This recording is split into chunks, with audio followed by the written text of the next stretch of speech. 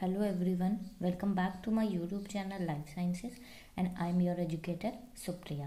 तो guys previous video में मैंने इवोल्यूशन से टॉपिक में थ्योरीज ऑफ इवोल्यूशन के बारे में वीडियो को अपलोड किया था।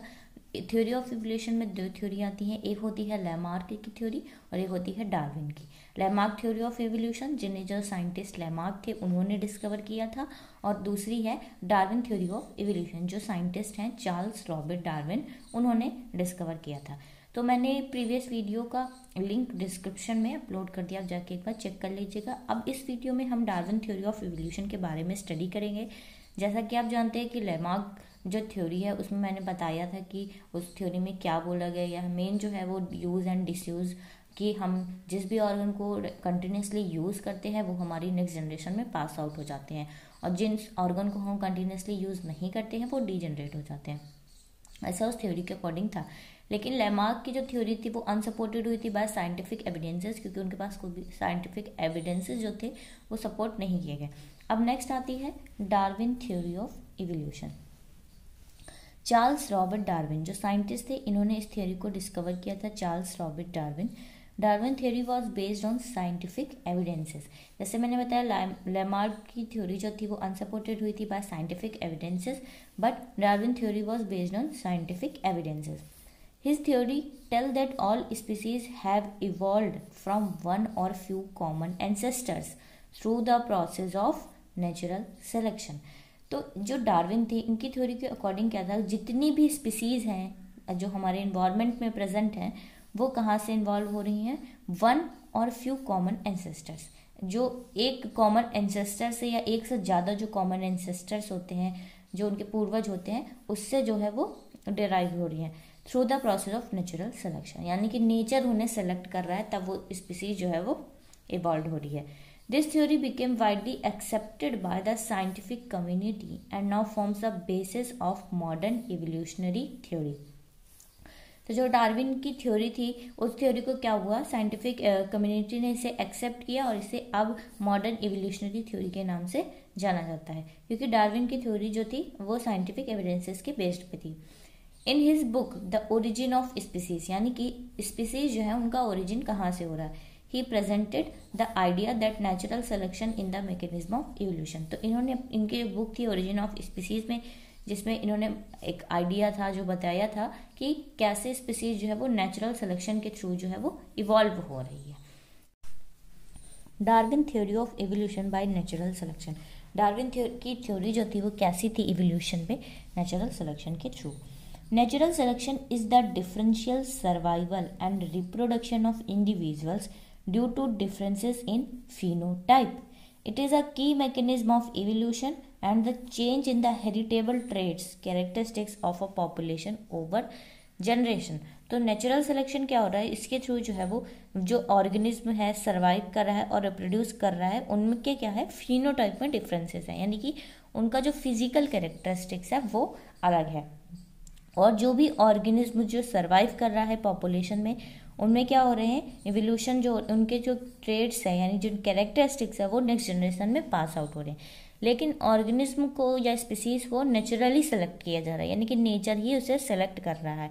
जैसे कि डार्विन की लैमार्क की थ्योरी में बताया गया था कि यूज़ एंड डिसयूज़ की बात हो रही है, लेकिन यहाँ पे ऐसा नहीं है। यहाँ पे बताया जा रहा है, डार्विन ने अपनी थ्योरी में बताया कि नेचुरल सिलेक्शन के थ्रू जो है स्पीसीज जो है वो नेक्स्ट जनरेशन में पास आउट हो रही है।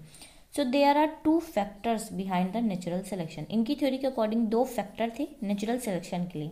पहला स्ट्रगल फॉर एग्जिस्टेंस, यानी कि एग्जिस्ट करने के लिए स्ट्रगल करना, ठीक है। कोई भी स्पीसीज अगर वो इन्वायरमेंट में एग्जिस्ट कर रही है तो उसे स्ट्रगल करना ही पड़ेगा, struggle for existence and survival of fittest, यानी कि जो स्पीसीज सर्वाइव कर रही है स्ट्रगल के बाद वो क्या है, वो फिट स्पीसीज है, ठीक है।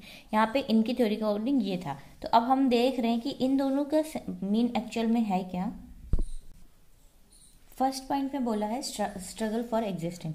Darwin stated that scarcity of resources, मतलब रिसोर्सेज की जो कमी हो जाती है in a population would lead to competition between individual of same species, because all use the same limited resources. तो डार्विन के अकॉर्डिंग क्या था कि अगर एक पॉपुलेशन में क्या हो रहा है, रिसोर्सेज की कमी हो गई, यानी कि जैसे कि उनका फूड की कमी हो गई, वो बहुत लिमिटेड में है, ठीक है, उनका जो हैबिटाट है कि वो स्पीसीज कहाँ पे रह रही है उसके लिए लिमिटेशन हो गई, तो क्या होगा, उस स्पीसीज के बीच में हो जाएगा कंपटीशन, ठीक है, यानी कि रिसोर्स जो है वो लिमिटेड है, उसके लिए उनके बीच में हो रहा है कंपटीशन।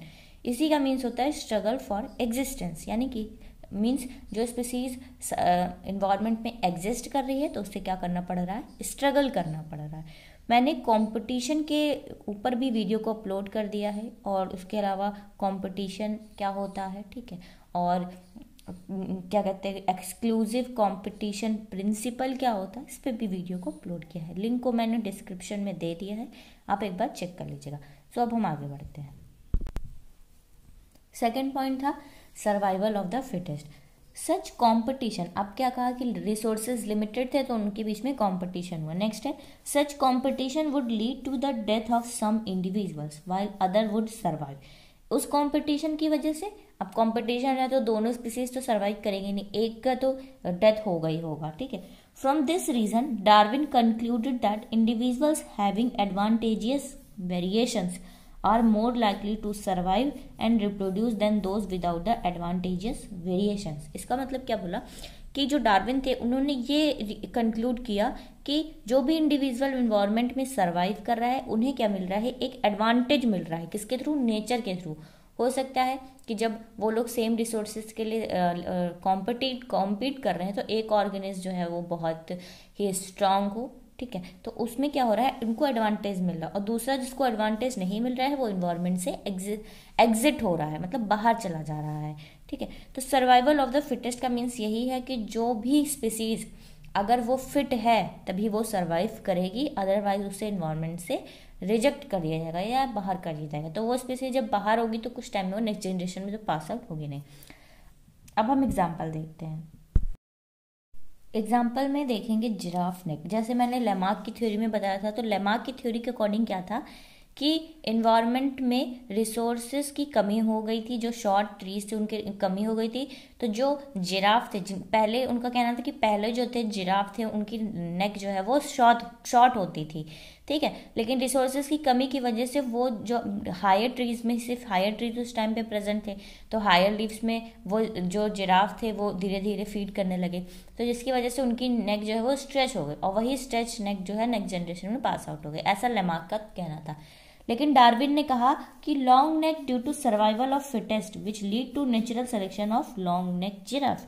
इनका कहना था, डार्विन का कहना था कि इन्वायरमेंट में लॉन्ग नेक और शॉर्ट नेक दोनों नेक के जिराफ प्रेजेंट थे, लेकिन इन्वायरमेंट में रिसोर्सेज की कमी हुई, यानी कि तो जो नीचे जो ग्रासेस थे या फिर प्लांट्स थे उनकी कमी होने की वजह से शॉर्ट नेक वाले जो थे वो इन्वायरमेंट से एग्जिट हो गए मतलब बाहर हो गए, और जो लॉन्ग नेक वाले थे वो सर्वाइव करे, क्योंकि उनको क्या मिला, एक एडवांटेज मिल गया कि हायर ट्रीज में लीव्स प्रेजेंट है लेकिन शॉर्ट प्लांट्स की डेथ हो गई, तो उन्हें नेचर के थ्रू एक एडवांटेज मिला, जिसकी वजह से लॉन्ग नेक के जो जिराफ थे वो इन्वायरमेंट में सर्वाइव करे, और जब वो सर्वाइव करेंगे तो नेक्स्ट जनरेशन में उन्हीं का जीन पास आउट होगा। तो ये कहना था डार्विन का। अब दूसरा इंडस्ट्रियल मेलेनिज्म, ये बहुत ही कॉमन एग्जाम्पल है मॉथ का, इसके बारे में भी हम पढ़ेंगे कि क्या है। तो इन्वायरमेंट में पहले क्या थे कि पहले जो है वो वाइट कलर के मॉथ और ब्लैक कलर के मॉथ दोनों प्रेजेंट थे। मॉथ जो होते हैं, ये जो मॉथ होते हैं ये क्या होते हैं कि ये ट्रीज के जो बार्क होते हैं उस पर प्रेजेंट होते हैं। अब डायग्राम के थ्रू समझिए। तो ट्रीज में जो लाइकन होता है, जो कवर्ड होता है, वो वाइट कलर का होता है या लाइट कलर का होता है। तो जो व्हाइट कलर के मॉथ थे उन्हें क्या मिल रहा है, उन्हें कैमोफ्लेज करने का मौका मिल रहा है। कैमोफ्लेज मीन्स होता है कि वो अपने कलर को छुपा सकते हैं बैकग्राउंड के कलर के थ्रू, जिससे वो प्रेडेटर से बच सके। लेकिन व्हाइट कलर मॉथ को यहाँ पे क्या मिल रहा है, यहाँ पे एक एडवांटेज मिल रहा है। लेकिन जो ब्लैक कलर के मॉथ है उनको क्या हो रहा है कि वो क्या कहते हैं, हाईलाइट हो रहे हैं व्हाइट कलर पे, तो प्रेडेटर उन्हें इजिली जो है वो डिटेक्ट कर लेता है और ईट कर लेता है। तो उस टाइम पे क्या था कि व्हाइट कलर की मॉथ को क्या मिल रहा है, एक एडवांटेज मिल रहा है, क्योंकि नेचर ने उसे सेलेक्ट कर लिया है। लेकिन जब धीरे धीरे इंडस्ट्रियलाइजेशन होने लगा, इंडस्ट्रियलाइजेशन होने में लगा, तो उसकी वजह से क्या हुआ कि गाड़ियाँ चलने लगी, ठीक है, तो पॉल्यूशन होने लगा। पॉल्यूशन होने की वजह से जो ट्रीज थे उनका जो लाइकन था वो वाइट से ब्लैक कलर का हो गया। अब यहाँ पे क्या हुआ कि अभी भी दोनों मॉथ प्रेजेंट है, वाइट मॉथ भी प्रेजेंट है और ब्लैक मॉथ भी प्रेजेंट है। लेकिन अब यहाँ पे एडवांटेज किसे मिल रहा है? अब तो यहाँ पे एडवांटेज ब्लैक कलर के मॉथ को मिल रहा है ना, क्योंकि उन्हें कैमोफ्लेज करने का मौका मिल रहा है और व्हाइट कलर के मॉथ इजिली डिटेक्ट हो रहे हैं प्रेडेटर से। तो अब यहाँ पे नेचर ने किसे सिलेक्ट किया? नेचुरल सिलेक्शन हुआ ब्लैक कलर के मॉथ का, और यही मॉथ जो है वो नेक्स्ट जनरेशन में पास आउट होंगे। और कुछ टाइम में क्या होने लगता है, अभी दोनों में कंपटीशन चल रहा, कुछ टाइम में व्हाइट कलर के मॉथ जो है वो पूरी तरह से ही एक्सटेंट हो जाएंगे और ब्लैक कलर के मॉथ जो है वो सर्वाइव करेंगे इन्वायरमेंट में। तो यही है एग्जांपल इंडस्ट्रियल मेलेनिज्म का, जो डार्विन ने कहा था। तो डार्विन का यही कहना था कि जितनी भी स्पीसीज इन्वायरमेंट में प्रेजेंट है या इवॉल्व हो रही है वो थ्रू नेचुरल सिलेक्शन के थ्रू हो रही है, नेचर ही उन्हें सेलेक्ट कर रहा है। दो मेन पॉइंट है, पहला है स्ट्रगल फॉर एग्जिस्टेंस, अगर कोई भी स्पीसीज इन्वायरमेंट में एग्जिस्ट कर रही है तो उसे स्ट्रगल करना पड़ेगा। Next one is survival of the fittest, जो स्पीसीज जब वो दोनों इन्वायरमेंट में एग्जिस्ट कर रहे हैं, स्ट्रगल कर रहे हैं, कॉम्पीट कर रहे हैं, तो उसमें से एक स्पीसीज जो है वो फिट है, वो सर्वाइव करेगी और दूसरी स्पीसीज जो है वो इन्वायरमेंट से बाहर हो जाएगी। तो आपको मेरा वीडियो कैसा लगा बताइएगा ज़रूर। Thank you so much for watching my video.